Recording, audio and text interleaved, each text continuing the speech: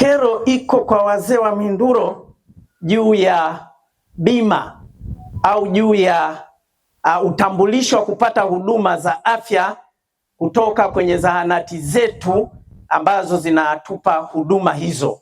Sasa kero yangu mheshimiwa, kama vile umesema unahamisha wizara yako nusu sehemu, tuletee NIDA hata kama ni kwa tarafa. Narudia, watu wako wa Mkinga hata nusu hawana NIDA.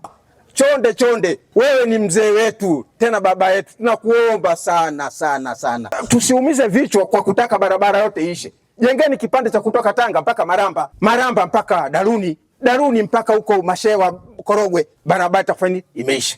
Kuhusu masuala ya bima kwa ujumla wake, kama ambavyo tumesikia kwamba tuko kwenye mchakato wa bima sasa, ile kwa wote umeshaanza, na kundi la kwanza ni wale watu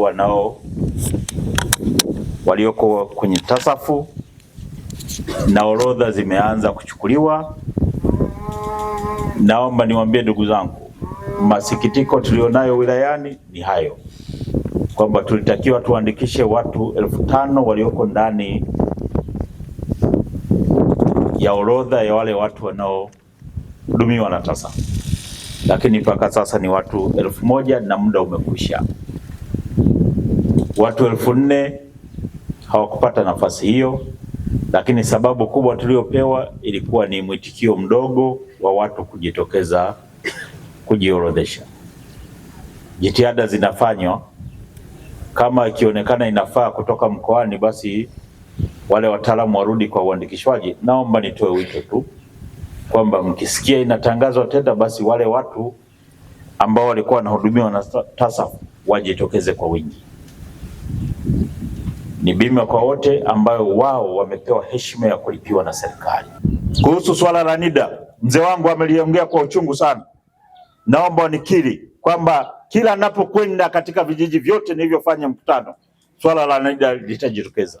Umeomba tufanye utaratibu, watu wa NIDA waje hapa wasaidie kusogeza huduma za NIDA karibu na kata yenu, ili watu waje wapate nafasi ya kuhudumiwa hapa. Naomba nikwambie hili tunalichukua, tutafanya kwa sababu tumekuwa tukifanya katika maeneo mengine. Kuhusu barabara, mzee wangu ameongelea kuhusu barabara. Naomba nikiri, ni kweli, na siku zote kama serikali lazima tuseme ukweli,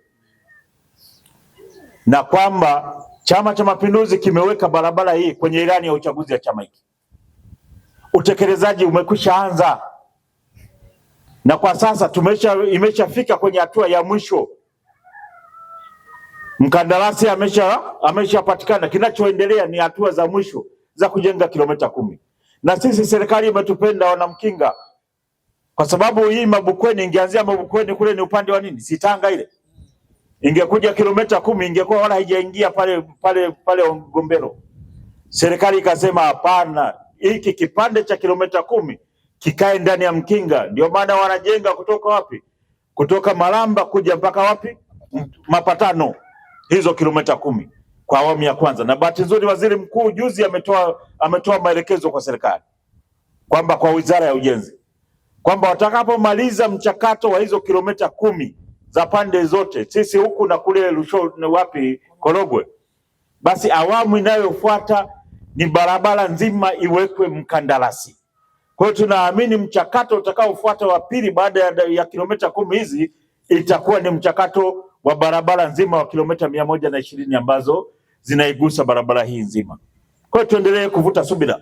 Mimi naamini ndani ya mwaka 26 kilomita 10 tutakuwa tumemaliza, na huenda tutakapoanza mwaka ujao 2027 huenda sasa michakato ya kipande kilichobaki kitakuwa kinashughulikiwa na serikali.